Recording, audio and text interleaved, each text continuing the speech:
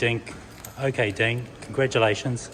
This is your new Tiguan R with the Harman Kardon upgraded sound system. It's come out amazing. I'm really impressed. It's such a good looking car. It's all ready for you here tomorrow morning. Now, first things first, it's going to come with 2 keys. Beyond that, you've got a 5-year warranty and 5-year roadside assist. The roadside assist here is in the 0800 number in the event that you need it.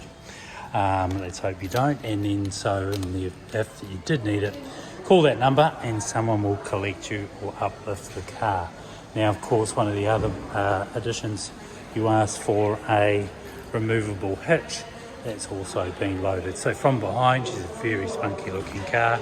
And again, quite sought after in New Zealand. Not many of these coming through. Many people are looking for them now and they want to buy one. Right, I'm going to take you through everything while we can. Obviously the bigger brake calipers in the front and the R badge. So 2 keys will get us in. On the front doors, it's you've got a proximity key. If I touch the outside, it'll lock and the window and the mirrors fold up. Touch the inside, it'll unlock, and of course the mirrors will fold down. While we're at it, we'll have a look inside the back seat. We'll also take a look inside and have a look at the petrol you require to drive this car. So 95 at a minimum, 98 is also a good option for you. And again, with the petrol prices the way they are, well, that's entirely up to you.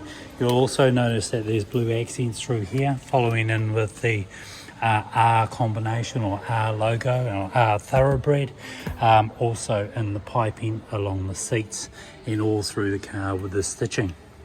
And just as you can see, as the light starts to go down, the blue light starts to come through on everything.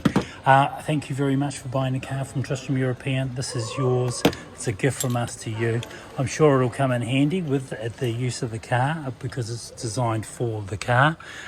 Seats, you can move these back and forward. There's a little lifter here and they will move back and forth. And then of course, if you want to recline the rear seats, you can, or if you want to open the rear seats, you can also do that too and create more room. So just by pulling this strap here. Now conveniently, they've got things like for baby seats, they've got a little room down here for the rear passengers, enough room in there for a 1 litre water bottle. Let's go further into the back of the car. And again, I can open it with the key if I like. You'll notice there's a camera there. That's for the rear vision, rear view camera. And then of course there's a number of different things inside here. So let's talk about the little 12 volt in there. By releasing this, we'll bring the front seats or the rear seats forward, and there's ample room now to carry things like, or something a little bit larger like some furniture. In here you'll find where the subwoofer is. Of course, you've got the upgraded sound system. Inside that Volkswagen bag is the opportunity to stick this tow bar hook inside there when you disconnect it. Now we're going to go into here. We've got a few little extras inside here.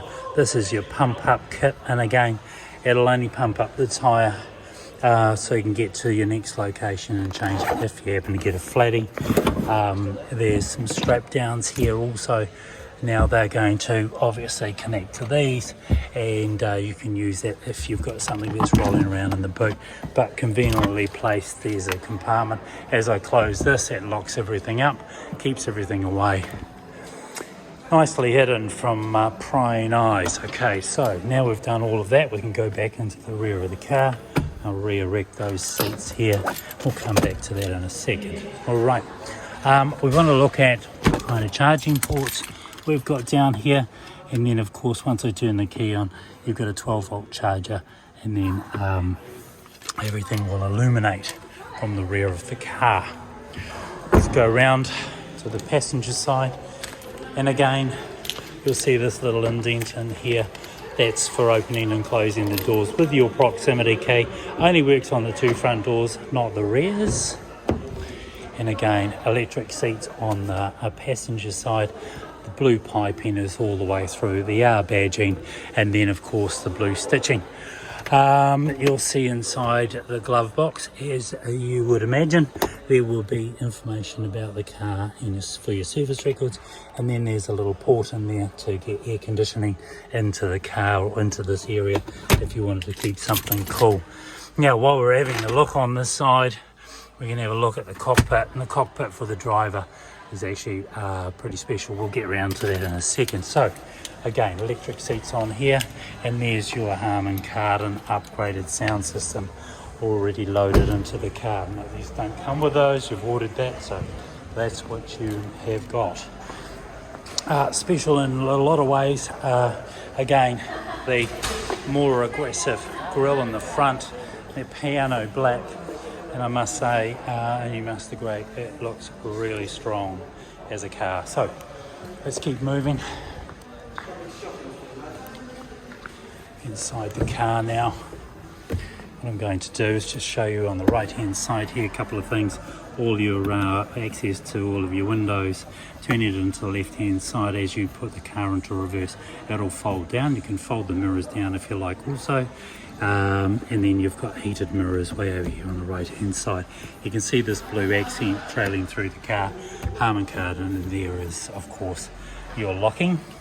Looking down onto the floor mats have got the R logo. Again, electric seats, and you must say it's an impressive look. As you jump inside here, you start seeing things like paddle shifters, like a anthracite or anodized blue following through, and its styling. A little bit of room down here for change or keys or something. Auto, I've just put that on for you. And then of course we've got the car itself. So we're just turning all of this on for you, and as I do that, a lot of information is going to start coming up. So first things first, of course, this is all the new touch steering wheel. Again, you don't have to push any buttons anymore. It's touch, R for racing, relatively simple to understand that one. And then of course on the right hand side, I call that my library. That's going to change things inside as far as information goes inside my dash.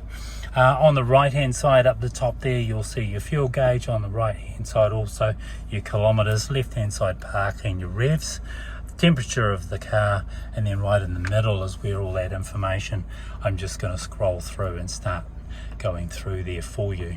Side assist, all of these are all on here now for you to have a look at.